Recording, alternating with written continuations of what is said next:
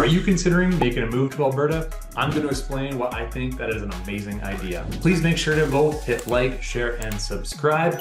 Make sure to leave a comment, and I encourage you to go check out some of my other videos on my channel. One of the things that I touch on in this video upcoming is why home prices have not decreased when interest rates have gone through the roof. I break it down in detail in a full video. Make sure to go check that one out. Hi everybody, my name is Jesse with the Lower Real Estate Group at eXp Realty, and I am here to talk to you about all things Alberta. I'm going to keep this short and sweet and just talk about a few stats because what we're noticing, not just me, but everybody in the industry, is we are seeing people move here in droves from mainly the Lower Mainland, Okanagan, and the Greater Toronto Area in Ontario. So why is that happening? Well, it doesn't take a rocket scientist to figure out that affordability is becoming unattainable. Home ownership is becoming unattainable in some of these places. So I'm going to talk about why Alberta, and more specifically the Greater Edmonton Area, might make sense for you. So here we go. I know everybody kind of knows this or has an idea. Oh, I should mention, it is November. If you can't tell, I am doing the Movember thing, growing a mustache, you know, for awareness of men's health initiatives. And I really didn't want to do any videos the first couple weeks in November because I look like this. In a couple weeks, it'll look good. So maybe go check out some of my other videos. I have a better mustache or no mustache in those ones. Anyways, let me get back on track. Everybody knows that home prices in some of these places is just insane, right? So I want to break it down and give you some context to compare it to other cities in the country, right? For detached homes in the Greater Toronto Area, we're looking at $1.45 million.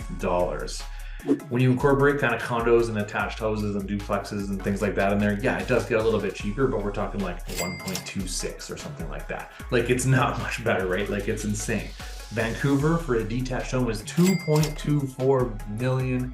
Now, yeah, there's a lot of condos there, and like condo living and townhouse living is much more prevalent in a place like Vancouver and Toronto than it is in Edmonton, sure. But even when you lump those in there, it's still like $1.2 million on average. Calgary, our neighbors just to the south, detached home, $726,000, right? So like half of what it is in Toronto, and I mean, forget about Vancouver, right? For a detached home in Calgary, you're looking at about $726,000. Edmonton is just under $500,000, so it's even cheaper than Calgary.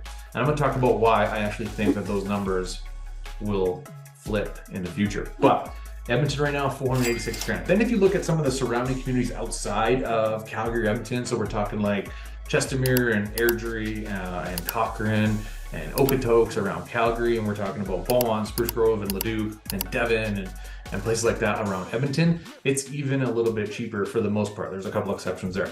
But like a place like Leduc, right? This channel is called Live Love Leduc. Well, there's a reason for that. Average price of a home in Leduc is $412,000. So on average, the average Edmontonian spends 23.8% of their income on their mortgage. That is the fourth best in the country. I think it's Regina, Moncton, and somewhere else. I don't remember. That's a little bit, that has us beat by a little bit. For a long time, Edmonton was number one, but so why is that? Well, a couple of reasons. One, the home prices are reasonable. Now, some people still think that these are insanely high home prices, and hey, look, there's not much I can do about them. I can just tell you what they are. They're still way better than a lot of places in the country. And when you consider average incomes, we're fourth most affordable in the country. So average income in Alberta is just under $100,000. We all know that Alberta is really heavy to the oil and gas industry, and some of the salaries and stuff like that are quite a bit higher than even the same role in a different sector, like an electrician, a plumber, a scaffolder, whatever. You're going to make more money in the oil field, right? So that is contributing a lot towards it as well. But the stereotype that Alberta is a boom and bust economy province is still true to some degree. I actually think the Edmonton area is significantly, well, I don't just think, there's lots of data to back this up, that Edmonton is a lot more insulated from the boom and bust sort of trend that has happened over the last number of decades in this province, where places like Calgary, Red Deer, Grand Prairie, Fort McMurray, places like that are a lot more reliant on the energy sector than the Edmonton area. That is why I think in the future, the Edmonton home prices and the Calgary home prices are going to level off with each other. In fact, they almost did a couple of years ago, and I think at some point in the future they could even be flipped where things are worth more in Edmonton than they are in Calgary, especially in times of the bust part of the economy. Housing costs, way cheaper. Average home price, way cheaper. Average incomes, very, very good. Let's talk about a couple other things besides housing. Grocery prices, they're out of control everywhere. And I'm not gonna get into the reasons why and like the whole political landscape. The bottom line is they're insanely expensive. However, in Alberta, they are below the average throughout the country. So they're a little bit cheaper there as well. Car insurance. Car insurance in Alberta is going to cost you on average about $1,306 a year. Compare that to about $1,505 in Ontario and $1,832 in BC. Fuel prices. Fuel prices is a little bit more. On average, you're going to save $250 to $300 per person on fuel costs. So that's not like astronomical, but hey, it is a little bit cheaper here, even though that is just grossly expensive as well. So it's not just housing, it's not just the price of the home. There are other factors that make it more affordable to live here. In addition to that, we all know that there's no provincial sales tax in the province of Alberta.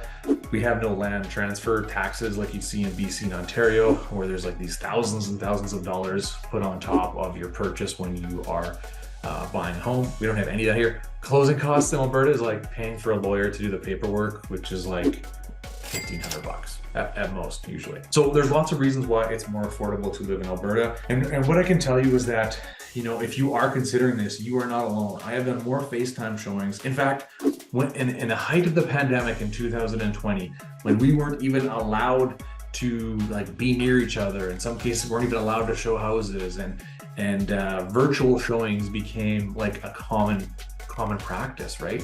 I'm doing more virtual showings now than I was then because so many people are moving here and I'm talking to them as they're in BC or Ontario.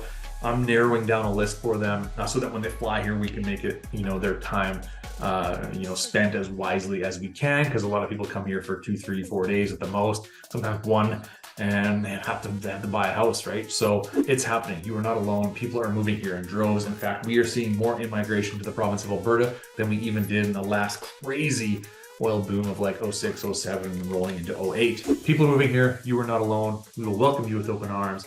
I hope that you will consider it. And if you want to chat about your personal situation and get a little bit of intel on the area, because I know that's the hardest thing, is if you don't really know where to go, that's what we're here to help with. We're not just here to open doors. So I encourage you to reach out, give me a call, send me a message, whatever it is, and I'll be sure to walk you through the process. I appreciate you watching this video all the way through. That means a lot to me. Please go and check out some of my other videos as well. Again, my name is Jesse with the Loader Real Estate Group at eXp Realty, and we'll see you next time.